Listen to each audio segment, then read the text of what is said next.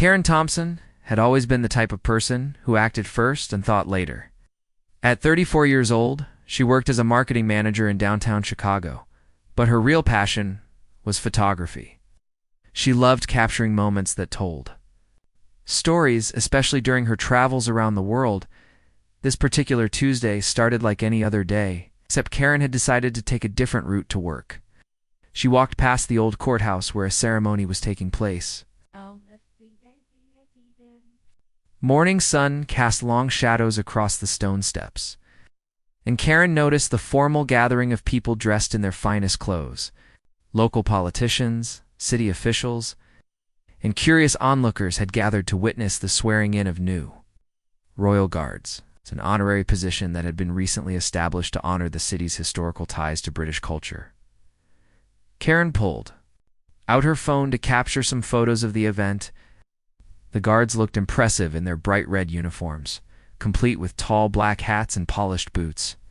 They stood perfectly still, holding their ceremonial rifles with practiced precision. The crowd whispered in appreciation as the mayor began his speech about tradition and honor. As Karen moved closer to get better shots, she noticed how serious everyone looked. The guards stared straight ahead, their faces showing no emotion. Their rifles gleamed in the sunlight, and Karen wondered if they were real or just props for the ceremony. She had seen similar ceremonies in London during her vacation last year. But those guards were professionals with years of training. The crowd began to thin out as the official ceremony concluded. But the guards remained at their posts. Karen lingered, fascinated by their dedication to staying perfectly still. She watched as tourists started taking selfies nearby, though they kept a respectful distance. The guards didn't seem to notice anything around them, maintaining their stoic expressions despite the growing crowd of curious onlookers. Karen's photographer instincts kicked in as she noticed the perfect lighting and interesting angles. She moved around the area, snapping photos from different positions. The contrast between the modern city buildings and the traditional uniforms created compelling images. She was particularly drawn to one guard who stood slightly apart from the others, his rifle held at a precise angle. As she focused her camera lens on the isolated guard, Karen noticed something that made her pause. The way he gripped his rifle seemed different from the others. His knuckles appeared white with tension, and there was a slight tremor in his hands that the other guards didn't display. This small detail intrigued her, and she wondered what might be causing his nervousness. The morning air was crisp, and Karen felt energized by the unexpected photo opportunity. She had planned to grab coffee and head straight to her office, but this scene was too good to pass up. Her boss wouldn't mind if she arrived a few minutes late, especially since she often worked overtime without complaint. Besides, these photos might make great additions to her portfolio, Karen continued, circling the area, looking for the perfect shot that would capture the essence of the ceremony. She wanted something that showed both the grandeur of the tradition and the human element behind it. The nervous guard caught her attention again, and she decided he would be the focus of her best photograph. Little did she know that her next decision would change everything. Karen moved closer to the nervous guard, raising her camera to capture what she hoped would be the perfect shot. Through her lens, she could see beads of sweat forming on his forehead despite the cool morning air. His eyes darted slightly, breaking the stoic facade that the other guards maintained so effortlessly. As she adjusted her camera settings, Karen noticed a small crowd of children on a school field trip approaching the guards. Their teacher was explaining the historical significance of the ceremony, while the kids giggled and pointed at the colorful uniforms. The nervous guard's tension seemed to increase as the children drew near, and Karen wondered if this was his first day on duty. Suddenly, one of the children broke free from the group and ran toward the nervous guard, reaching out to touch his shiny rifle. The teacher called out in alarm, but the child was too quick. In that moment, Karen saw an opportunity for an incredible action shot. Without thinking, she stepped forward to intercept the child, but her foot caught on an uneven stone. Karen stumbled forward, her arms flailing as she tried to regain her balance. Her camera flew from her hands, and in a desperate attempt to steady herself, she grabbed for the nearest stable object. Unfortunately, that object happened to be the barrel of the guard's rifle. her fingers wrapped around the polished metal. Just as she crashed into the startled young man, the impact sent both Karen and the guard tumbling backward. The rifle, which had been held so carefully in the ceremonial position, was now sandwiched between them as they fell in a tangle of arms and legs. Karen's face burned with embarrassment as she realized what had just happened. The entire crowd had witnessed her clumsy accident. She could hear gasps and murmurs spreading through the gathering. The guard, whose name tag read Private Johnson, looked absolutely terrified as he lay on the ground beneath Karen. His carefully maintained composure had completely disappeared, replaced by wide eyes and rapid breathing. Karen quickly tried to untangle herself from the awkward position, but her purse strap had somehow gotten caught on the guard's uniform buttons. As Karen struggled to free herself, she became acutely aware of the weight of the rifle pressed between them. It felt surprisingly heavy and solid, definitely not a prop, as she had initially assumed. The realization that she was essentially wrestling with a real weapon while lying on top of a uniformed guard in front of dozens of witnesses made her panic even more. The other guards quickly surrounded them, their training kicking in as they assessed the situation. One of them barked orders, while another helped Private Johnson to his feet. Karen found herself still clutching the rifle, unable to let go, due to her tangled purse strap and the general confusion of the moment. Security personnel appeared seemingly out of nowhere, their radios crackling with urgent communications. Karen could hear fragments of their conversations mentioning weapon, seizure, and potential threat, which made her stomach drop. She tried to explain that it was all an accident, but her words came out in a jumbled rush that probably didn't help her case. The crowd had grown larger as people stopped to stare at the commotion. Karen could see smartphones pointed in her direction, recording every embarrassing second of her predicament. She imagined the headlines already. Local woman attacks royal guard, or tourist attempts weapon theft at ceremony. Her cheeks burned with shame as she finally managed to free her purse strap and release the rifle.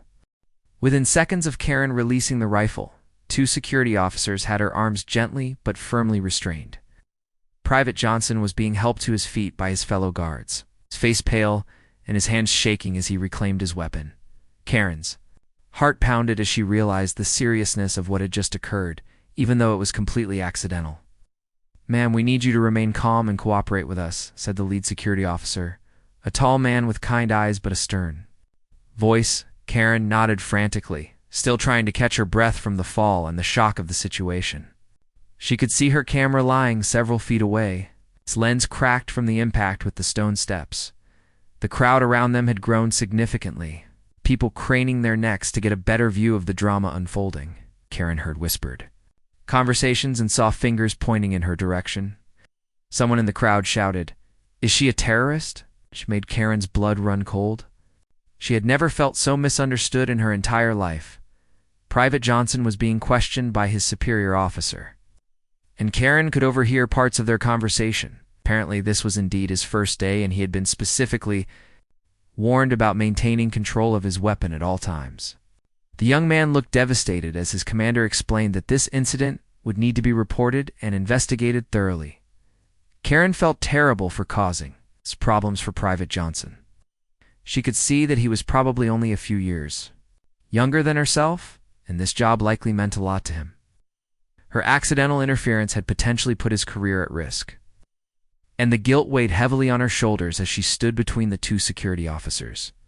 The police arrived. Within minutes, their sirens adding to the chaos of the scene. Karen watched in horror as they spoke with the security team and examined the rifle. She overheard words like protocol breach and weapon incident, which made her realize that this situation was far more serious than she had initially understood. One of the police officers approached Karen with a notebook in hand. "Can you please explain exactly what happened here?" he asked in a professional tone. Karen took a deep breath and tried to organize her thoughts before speaking. She explained about photographing the ceremony, the running child, her stumble, and the accidental grab for the rifle. As Karen told her story, she noticed that Private Johnson was also giving his account to another officer. She hoped he would corroborate her version of events and explained that she had simply been trying to help when everything went wrong. The other guards were standing at attention, but she could see them glancing in her direction with expressions ranging from curiosity to concern. The police officer took detailed notes as Karen described the incident.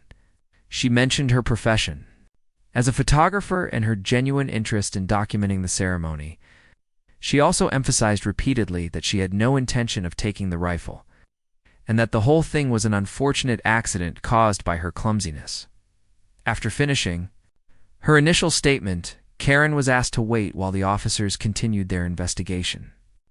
She stood nervously, watching as they interviewed witnesses and examined the scene. Several people in the crowd stepped forward to offer their observations, and Karen hoped they had seen enough to understand that she posed no real threat. The broken camera at her feet served as a painful reminder of how quickly things had gone wrong. What had started as a simple photo opportunity had turned into a potential criminal investigation. Karen wondered if she would be arrested, lose her job, or face charges related to interfering with law enforcement. The uncertainty was almost worse than the embarrassment of the actual incident. After what felt like an eternity, the lead police officer approached Karen with a more relaxed expression. Several witnesses had confirmed her story about trying to help the running child and accidentally stumbling into Private Johnson. The teacher from the school group had been particularly helpful, explaining how Karen had been trying to prevent her student from reaching the guard when the accident occurred. Ms. Thompson, the officer said, reading from his notebook based on witness statements and video evidence from security cameras, it's clear that this was indeed an accident. However, we still need to complete some paperwork due to the nature of the incident involving a weapon. Karen felt a wave of relief wash over her, though she remained nervous about the paperwork process. She glanced over at Private Johnson, who was now standing with his rifle properly positioned, but still looked shaken by the experience. His commanding officer was speaking with him in low tones, and Karen hoped the young man wouldn't face serious consequences for what was ultimately her fault. The security team began dispersing the crowd, encouraging people to continue with their day. Many onlookers reluctantly left, though Karen noticed several were still taking photos and videos with their phones. She cringed at the thought of becoming an internet sensation for all the wrong reasons her boss would definitely hear about this, and she wondered how she would explain the situation at work. As the police continued processing the incident, Karen learned more about the Royal Guard program. It was a new initiative designed to boost tourism and celebrate the city's cultural heritage. The guards were volunteers who had undergone basic training, but they weren't professional military personnel. This explained Private Johnson's nervousness and why the situation had escalated so quickly. A paramedic arrived to check both Karen and Private Johnson for injuries from their fall. Karen had scraped her knee and had a small bruise on her elbow, but nothing serious. Private Johnson had no visible injuries but was still visibly shaken. The paramedic recommended that both of them take it easy for the rest of the day and watch for any delayed symptoms from the impact, while waiting for the paperwork to be completed. Karen found herself standing near Private Johnson during a quiet moment. She approached him cautiously, not wanting to cause any more problems. "I'm so sorry about all of this," she said quietly. "I never meant for any of this to happen. I hope you don't get in trouble because of my clumsiness." Private Johnson looked at her with surprise, as if he hadn't expected her to apologize. "Okay," he said softly. "I know it was an accident. Ow. I was just so nervous about my first day, and when you grabbed the rifle, I completely panicked. I should have handled it better." His admission made Karen feel slightly better, knowing that he understood her intentions were good. The commanding officer overheard their conversation and approached them both. "Ms. Thompson," he said formally, "while this incident was unfortunate, I want you to know that Private Johnson will receive additional training rather than disciplinary action. Your quick thinking to help that child shows good instincts, even if the execution didn't go as planned." Karen felt another wave of relief, knowing that Private Johnson's career wouldn't be ruined by her accident. She thanked the commanding officer and promised to be more careful in the future when observing public ceremonies. The officer smiled slightly and mentioned that they appreciated her interest in documenting their new program, just perhaps from a safer distance next time as the formal investigation wrapped up. Karen was handed a citation for disturbing the peace, a minor infraction that would likely result in a small fine rather than serious legal consequences. She was also given contact information for filing an insurance claim for her damaged camera, which was some consolation for the expensive equipment she had lost in the incident. 2 hours after the incident began, Karen was finally free to leave the courthouse steps. She gathered the pieces of her broken camera, her hands still trembling slightly from the adrenaline and embarrassment of the morning's events, the citation.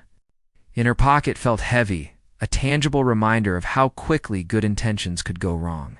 As Karen walked toward her office, she noticed people staring at her with recognition. Word had already spread through social media, and she could see several posts about the Royal Guard incident trending on local news feeds. One video showed her tangled up with Private Johnson, and the comments ranged from sympathetic to critical. Some people defended her actions, while others questioned why she had gotten so close to the guards in the first place. When Karen finally arrived at her office building, she was 3 hours late and looked disheveled from her ordeal. Her coworkers gathered around her desk as she explained what had happened, their expressions shifting from concern to disbelief to amusement as she recounted the story. Her boss, Mr. Peterson, listened carefully before ultimately deciding that the situation was unusual enough to excuse her tardiness. Throughout the afternoon, Karen found it difficult to concentrate on her regular marketing tasks. Her phone kept buzzing with notifications from friends and family who had seen the news coverage or social media posts. Her mother called twice, worried that Karen had been arrested, while her sister sent a series of laughing emoji texts about Karen's viral moment. The local news station contacted Karen's office, hoping to interview her about the incident. Mr. Peterson fielded the call and politely declined on Karen's behalf, understanding that she needed time to process what had happened without additional media pressure. Karen was grateful for his support, even though she knew the story would likely continue circulating online for several days. During her lunch break, Karen decided to return to the courthouse to check on Private Johnson.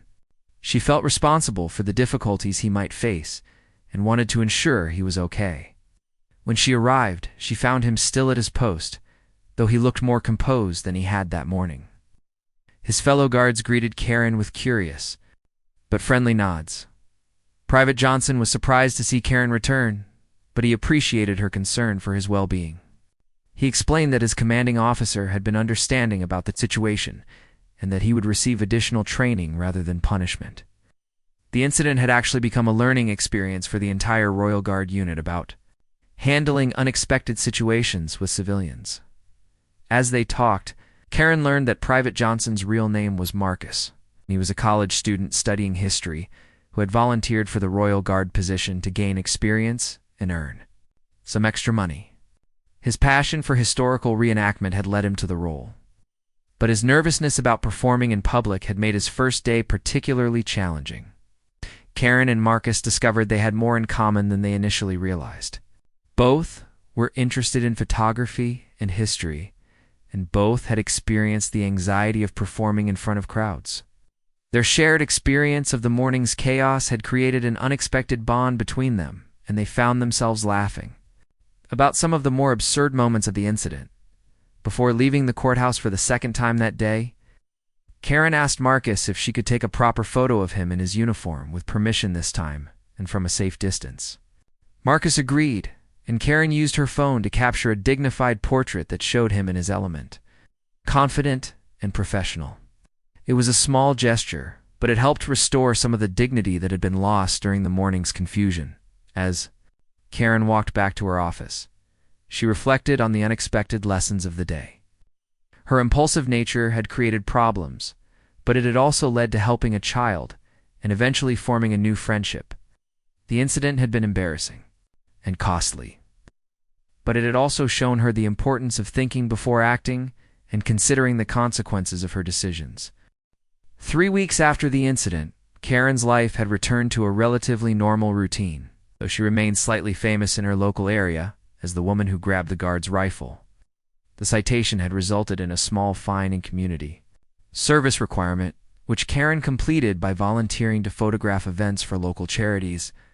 The experience taught her to channel her impulsive energy into more positive outlets. The insurance company had agreed to replace her damaged camera, and Karen used the new equipment to start a photography blog documenting interesting local events and people. Her first feature story was about the Royal Guard program, including an interview with Marcus and his fellow guards. The article helped repair some of the negative publicity from the original incident and showed the human side of the volunteers who participated in the program. Marcus had become a regular friend. They often met for coffee to discuss their shared interests in history and photography. His confidence had grown significantly since the incident, and he credited Karen's return visit and genuine concern for his well-being as turning points in his experience with the Royal Guard. He had even been promoted to a training position, helping to prepare new volunteers for their duties. The Royal Guard program had implemented new safety protocols as a result of Karen's accident, including clearer barriers around the guards and better crowd control measures. The commanding officer had thanked Karen for inadvertently highlighting potential safety issues that could have led to more serious incidents in the future. Her mishap had actually contributed to making the program safer for everyone involved. Karen's coworkers had initially teased her about the incident, but they eventually came to respect her for taking responsibility for her actions and making efforts to repair any damage she had caused. Her boss, Mr. Peterson, had even assigned her to handle marketing for several public events. Recognizing her new understanding of crowd dynamics and public relations challenges, the social media attention from the incident had largely died down, though Karen occasionally encountered someone who recognized her from the viral videos. Most people were kind and understanding when she explained what had really happened, and some even shared their own stories of embarrassing public moments. Karen learned that everyone has moments of poor judgment, and the important thing is how you respond afterward. On the anniversary of the incident, Karen returned to the courthouse steps with a proper camera and professional equipment. This time, she had arranged permission in advance to photograph the Royal Guard ceremony. Marcus was among the guards on duty. He gave her a subtle thumbs up as she set up her equipment at a respectful distance behind the designated barriers. Photographs Karen took that day were some of her best work, capturing both the grandeur of the ceremony and the dedication of the volunteers who made it possible. She donated copies to the Royal Guard program for their promotional materials and kept several prints for her portfolio. The images represented not just her improved photography skills, but also her growth as a person who had learned from her mistakes. As Karen packed up her equipment after the successful photo session, she reflected on how much had changed in just 1 year. Her impulsive grab for the rifle had been a moment of poor judgment that led to embarrassment and consequences, but it had also opened doors to new friendships, learning experiences, personal growth. The incident had taught Karen valuable lessons about thinking before acting, considering the impact of her decisions on others, and taking responsibility for her mistakes. While she still maintained her adventurous spirit and love of spontaneous photography, she now approached situations with more awareness and caution. The moment of instant regret had ultimately become a catalyst for positive change in her life, proving that even our worst mistakes can lead to unexpected opportunities for growth and connection with others. Karen smiled as she walked away from the courthouse, knowing that she had successfully transformed a moment of embarrassment into a story of redemption and friendship.